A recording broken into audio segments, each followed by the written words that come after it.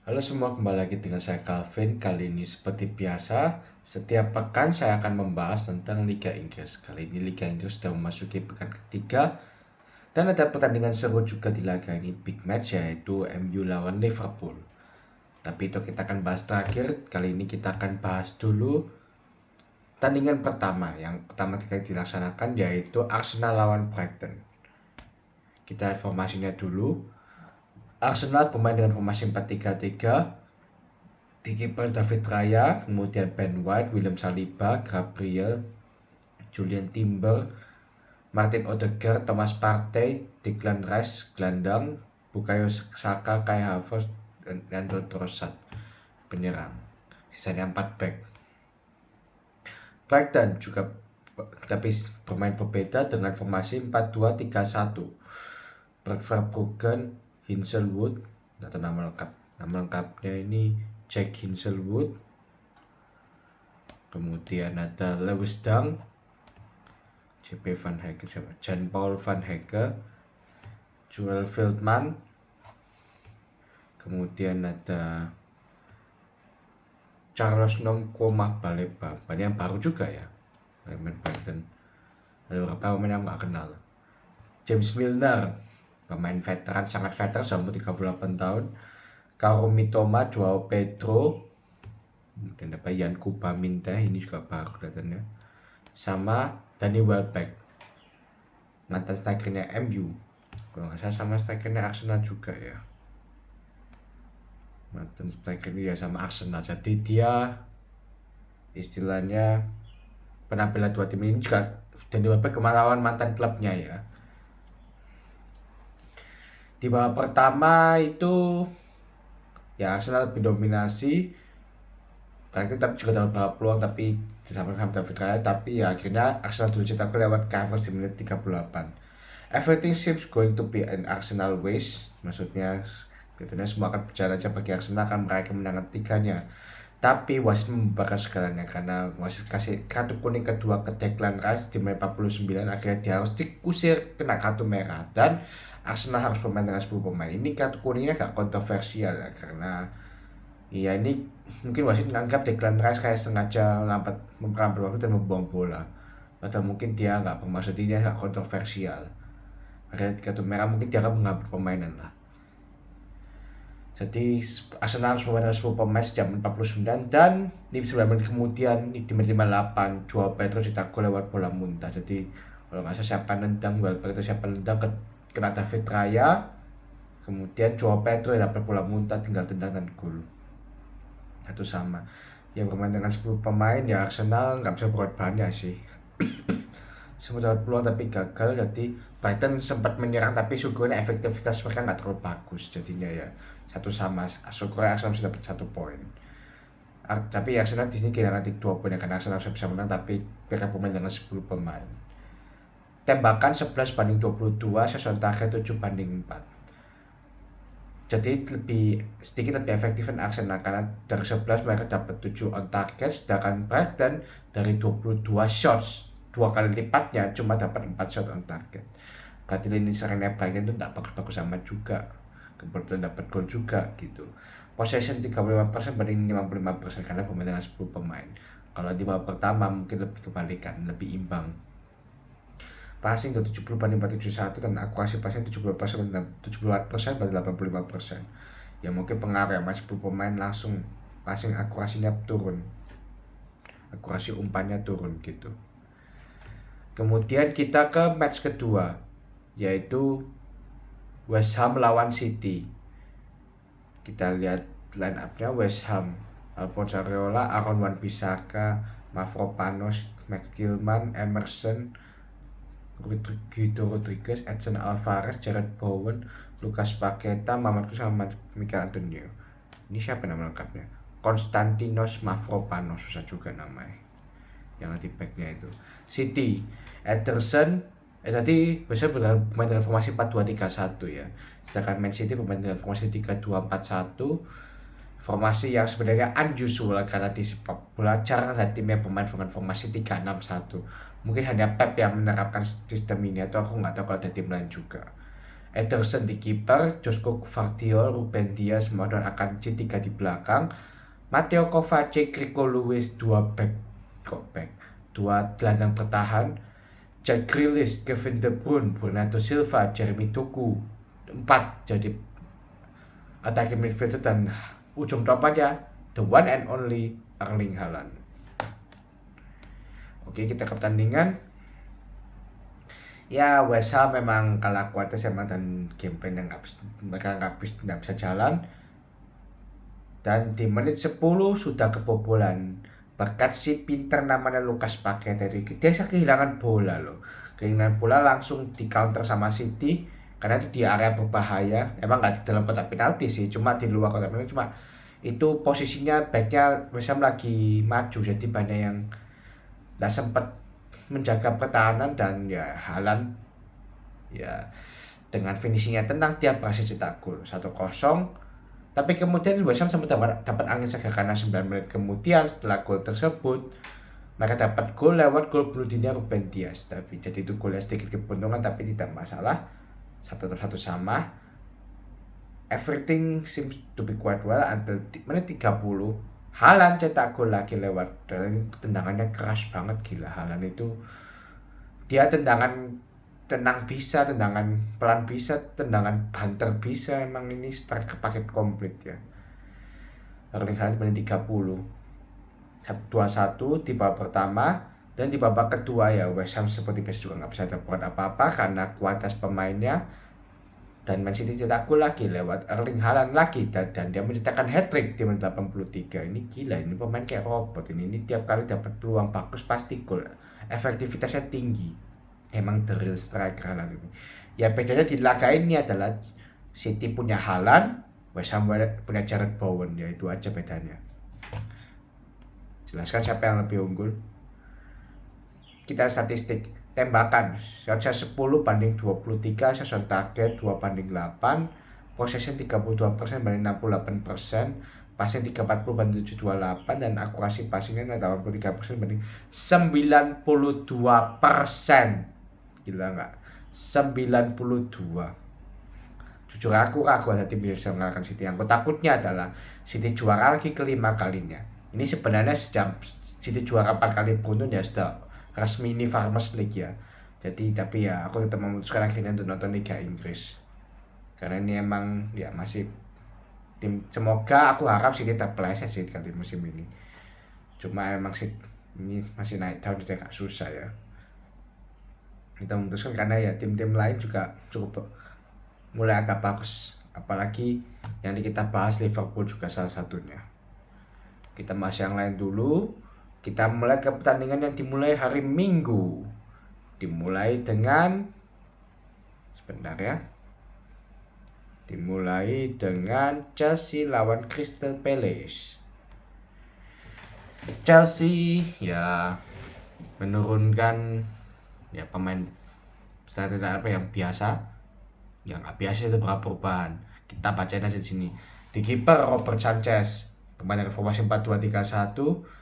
Malo Gusto, Wesley Fofana, Levi Colwill, sama satu lagi ada Marc Cucurella yang waktu itu berseteru sama Haaland, 4 di belakang. Kemudian ada Moises Caicedo dan Enzo Fernandez, kaptennya Enzo Fernandez. Aku sampai sekarang masih bingung kenapa Enzo Fernandez jadi kapten. Mungkin karena namanya sama kayak itu ya, si pelatihnya itu Enzo Maresca. Emang gak jelas ini tim. Noni Madueke, Cole Palmer, Pedro Neto, sama jadi 3 attacking midfield, sama di depan ada the one and only Lord Nicholas Jackson. Ini striker paling parah yang pernah aku lihat di hidupku. Crystal Palace ya Dean Henderson, bukan bicara Richard, jadi siapa? Chris Richards, Mark Guehi. Ini juga aku kaptennya bocah juga ya, Mark Guehi. Kasihan ada pemain senior mungkin di Crystal Palace yang bisa memimpin. Nathaniel Klein, Tyreek Mitchell, Will Hughes. Ini mantan wonderkid ini, maksudnya dia dulu sempat digadang-gadang wonderkid. Ya dan maksudnya ke Liverpool. Cuma akhirnya dia ya karirnya stuck dan dia sekarang sudah umur 29 tahun. Jadi mungkin nggak lama lagi. Kemudian ada siapa ini?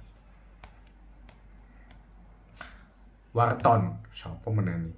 Adam Wharton. Kok rasanya pernah dengar ya? Oh, pemain Liga Inggris. Kok Liga Inggris, timnas Inggris pantesan. Aku bingung kenapa dia dipanggil juga. Kemudian ada siapa lagi nih? Daniel Munoz, Eberechi Eze, Daichi Kamada. Ada pemain Jepang juga ya. Baru tahu aku ada Jepang. Dari Ehime. Kok rasa familiar ya? Dan Jean-Philippe Mateta, ini yang barusan main di Olimpiade kemarin. Dia ternyata strikernya Crystal Palace sekarang. Oke, kita ke pertandingannya. Ini singkat saya ini di pertandingan ini Crystal Palace melawan ya. Jadi Chelsea ini juga tidak dominasi amat, tapi mereka gol dulu lewat golnya Nicholas Jackson di menit 25. Setelah 1000 tahun lamanya akhirnya Nicholas Jackson ini cetak gol lagi. Ini striker paling parah ini. Berkali-kali dia dapat peluang tapi gagal terus. Peluang mudah pun gagal. Saya bingung ini striker apa defender ini orang. Di menit 25 1-0 di babak pertama. Everything seems going to be in Chelsea's way, tapi ternyata Crystal Palace bisa cetak gol juga lewat Eberechi di menit 53. Dan akhirnya skornya seri 1-1. Kita lihat statistiknya. Chelsea 13 shots, Crystal Palace 9, shot on target 7/3, possession 63%, passing 590/350, dan akurasi umpannya 90%/79%. Aku bingung ya, Chelsea ini 90% tapi nggak bisa menang ya. Mungkin kan 90% di wilayah sendiri mungkin kebanyakan. Ya Chelsea ya. Habis menang 6-2 lawan Wolves langsung turun lagi. Ini emang tim paling gak konsisten ya, bayangin. Kalah lawan City calculated loss. Menang lawan 6-2 lawan Wolves, everything seem going to be in Chelsea's way, tapi sekarang menurun lagi 1-1 lawan Crystal Palace. Emang gak jelas ini tim Chelsea. Tim dengan 5.000 pemain ini emang parah ini emang. Emang tim gak jelas. Kemudian kita ke Newcastle lawan ayam sayap. Maksudnya Tottenham, sorry. Newcastle, kita lihat formasinya 4-3-3. Nick Pope di kiper, kemudian Livramento, Kraft, Brun, Kelly, depan das Longstaff, Bruno Guimaraes sebagai kapten, Joelinton, Anthony Gordon, Alexander Isak, dan Harvey Barnes. Barnes sekarang main di Newcastle ya. Kalau sebelumnya kalau nggak salah main di mana ya ini? Di Liverpool ya. Leicester City. Harvey Barnes, manisan kok kayak familiar gitu. Kemudian Tottenham, Guglielmo Vicario sebagai kiper, main dalam formasi 4-3-3, Udogie, Christian Romero, Dragusin ini adalah backnya Romania. Dragusin ternyata masih umur 22 tahun ya, masih muda, tapi kok tua ini orang. Dragusin, Pedro Porro, James Maddison, Yannick Bissouma, PM Sar ini siapa? Malang Sar. Kok namanya? Pape Malarsar. Pemain muda, oke. Jadi ada 2 pemain muda, Dragusin sama PM Sar. Di depan ada Heung-min Son, Dejan Kulusevski sama Wilson Odobert. Ini paling muda nih, 19 tahun, gila. Ternyata lumayan banyak pemain muda ya di Tottenham ini. Ada sekitar 4. Masuk Kulusevski masih gak muda lah. Udogie itu berapa ya by the way? 5. Jadi hampir setengahnya pemain muda. Ya bagus lah bagi tim ini. Tapi ya ternyata Newcastle lebih unggul di laga ini dan cetak gol dulu lewat Harvey Barnes di menit 37. Dan golnya cukup bagus ya. Emang kiper manapun gak bisa nangkep itu. 1-0, tapi ini menunjukkan bahwa bobroknya pertahanan ayam sayur ini. Di babak kedua, Tottenham dapat gol ya lewat keberuntungan juga karena gol bunuh diri dan berhenti menit 56. 1-1, tapi kemudian Alexander Isak cetak gol di menit 78. Sebenarnya lebih ketok pertahanannya ayam sayur ini hancur itu di gol kedua. Itu hampir ada yang jaga ya, jadi Alexander Isak. Jadi siapa yang ngoper? Kita cek siapa yang asis itu. Si Murphy itu pemain cadangan ya. Jacob Murphy, iya pemain cadangan Jacob Murphy tinggal umpan ke Alexander Isak dan tinggal tendang dan gol. Itu betul-betul nggak ada satupun pemain ayam sayur jaga. Parah itu. 2-1 statistiknya, tembakan 9/20, shot on target 23/6, passing 34% banding 66%, passing net 1/500, dan akurasi passing 70% banding 84%. Newcastle padahal cuma 70%, tapi bisa ngalahin ayam sayur. Emang counternya yang ngeri ini. Dan ini emang ayam sayur ya, ayam parah emang ini. Gak jelas juga ini. Kalau lawan tim aku suka Newcastle. Dan terakhir, lawakan pekan ini, MU lawan Liverpool. Lumayan ada hiburan sekarang. Saya kasih spoiler dikit. Jadi kita lihat dan apa dulu. MU formasi 4-2-3-1, Andre Onana, kemudian 4 back di belakang, Nacer Mazraoui, Matthijs de Ligt, Lisandro Martinez, Diogo Dalot. Kemudian di gelandang bertahan ada Casemiro sama Kobbie Mainoo. Di depan ada Alessandro Garnacho, Bruno Fernandes sama Marcus Rashford, dan di depan ada Joshua Zirkzee. Pemain baru. Dari mana ya ini kalau nggak salah? Pemain baru dari PSV kalau nggak salah ya. Liverpool menurut formasi 4-2-3-1 juga. Alisson sebagai kiper, Andrew Robertson, Virgil van Dijk, Ibrahim Konate, dan Alexander-Arnold 4 di belakang. Alexis Mac Allister sama Ryan Gravenberch jadi 2 gelandang bertahan. Luis Diaz, Dominic Szoboszlai, Mohamed Salah 3 penyerang attacking midfielder, dan di depan ada Diogo Jota. Yang katanya komentator pas aku lihat highlight itu enggak ada. Pas aku lihat pertandingannya sih kok highlight. Itu katanya dia nggak pernah on the losing side, maksudnya nggak pernah di tim yang kalah pas lawan MU. Jadi maksudnya kalau Diogo Jota ada di sini ya, kalau nggak menang ya seri gitu. Liverpool ya. Ya di babak pertama Liverpool sudah cetak gol lewat siapa itu? Lewat gol, aku lupa siapa yang nyetak tendang itu, tapi kena sebenarnya tuh punya pemain MU, cuma pemain MU ini si Lisandro Martinez atau siapa ini sudah berdiri di belakang garis awal, itu ya sudah disahkan golnya. Tapi syukurnya dihitung offside karena ada pemain yang mengganggu, berarti syukur golnya dianulir. Kalau enggak itu memalukan bagi MU, tapi memalukannya habis ini karena habis itu Luis Diaz cetak gol di menit ke-35. Gila ya, Luis Diaz emang nggak butuh banyak peluang untuk cetak gol ya, ngeri emang.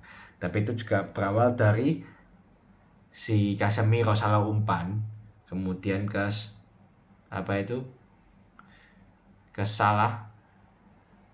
ya, bukan ke Salah, yang ngoper siapa ya itu aku lupa. Si ngoper itu Luis Diaz. Mohamed Salah, dia ngumpan, dia pinter ya, dia nggak tendang langsung, tapi dia lihat di kiri ada pemain yang nggak dijaga, 2 lagi yang nggak dijaga. Dan ya lucunya pertahanan MU itu keseret, jadi pertahanan MU itu makin salah. Jadi Luis Diaz sama 1 orang lagi itu siapa itu namanya, itu nggak ada yang jaga, jadi Salah tinggal ngumpan crossing itu selesai, dan yang jaga ya Onana nggak bisa apa-apa juga. Jadi itu betul-betul kesan amatir pertahanan dari si MU, parah banget emang. Dan 7 menit berselang Luis Diaz gol lagi, dan asisi siapa lagi? Mohamed Salah lagi. Gila ya. Jadi dan Casemiro lagi yang salah. Jadi dua gol ini berkat Casemiro.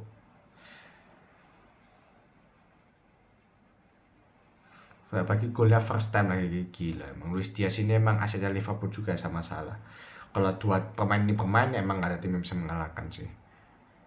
Dan bagusnya di sini ya Arne Slot itu menunjukkan bahwa walaupun dia baru, dia bisa membuat tim ini bagus dengan slot bola ya. Maksudnya dia bisa kasih sistem permainan yang bagus, 1 umpan 1 sentuhan, umpan cepat gitu. Dan dia Mohamed Salah cetak gol lagi di menit 56 menyelesaikan pertandingan. Berarti selesai karena MU juga gak bisa buat apa-apa. MU ini emang lawakan paling bagus lah. Chelsea 8-11, Shot on target 3 sama. Berarti sebenarnya lebih efektif MU loh tuh dari sini, cuma ya MU ini memang parah ya. Penyerangnya nggak jelas. Sirikse kalau nggak salah bukan penyerang ya saja nih. Attacking midfielder kalau nggak salah. Jadi bukan penyerang asli. Jadi nggak jelas juga tim ini. Kemudian posisinya 53%, 47%. Bahkan posisinya menang MU, cuma MU emang nggak jelas mainnya. Passingnya 57/464 dan pas evakuasi passingnya 83%, 84%. Aduh, terima kasih ya MU, minggu ini saya bahagia. Lumayan ada hiburan sih bagi sosial media juga. By the way, aku videonya, oh ini tanggal 4 ya. Harusnya kemarin ya, tanggal 3 September. Aduh, tapi ya nggak apa-apa lah. Lumayan, terima kasih MU bisa ini hiburan kita penikmat sepak bola yang netral seminggu ke depan lah. Terima kasih sudah menonton.